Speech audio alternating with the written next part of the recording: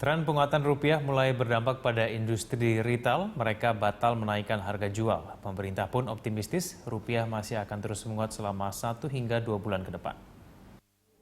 Rupiah terus menguat hingga menembus level 13.236 per dolar Amerika.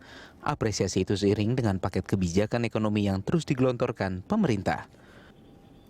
Menurut Menko Perekonomian Darmin Nasution, rupiah saat ini memimpin penguatan mata uang di Asia.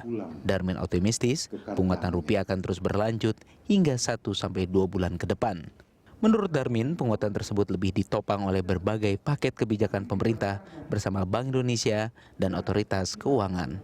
Paket-paket kebijakan itu berhasil meyakinkan persepsi para investor dan iklim investasi di Indonesia.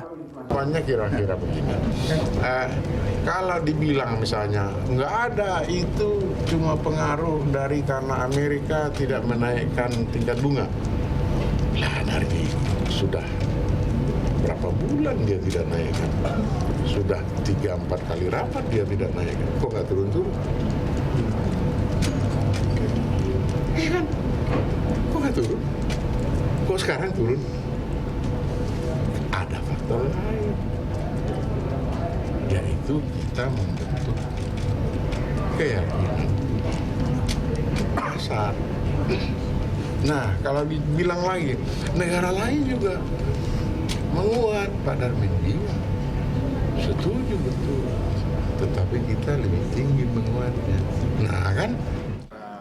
Sementara itu, Ketua Asosiasi Pengusaha Retail Indonesia, Aprindo, Roy Nicholas Mandey, menyatakan penguatan rupiah telah berdampak langsung pada industri retail, yaitu industri batal menaikkan harga jual.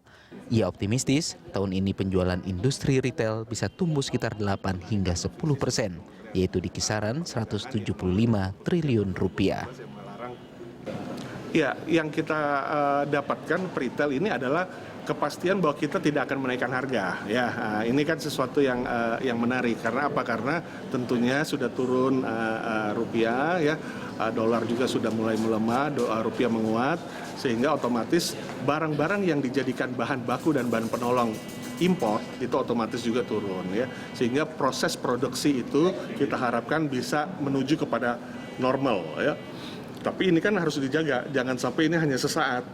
Karena kalau hanya sesaat, dia mental lagi, dia menguat lagi, dolarnya melemah lagi rupiahnya, nah ini tentunya akan mendorong para produsen, akan mengekskalasi harga, dan ujung-ujungnya adalah ini hanya menunggu waktu saja untuk retail menaikkan harga.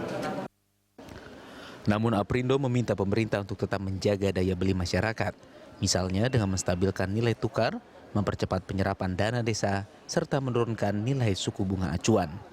Aprindo juga menunggu realisasi paket kebijakan ekonomi 1 hingga 4, diantaranya dengan mencabut perpres yang melarang ekspansi retail modern dan menyerahkan keputusan larangan penjualan minuman keras kepada Pemda setempat.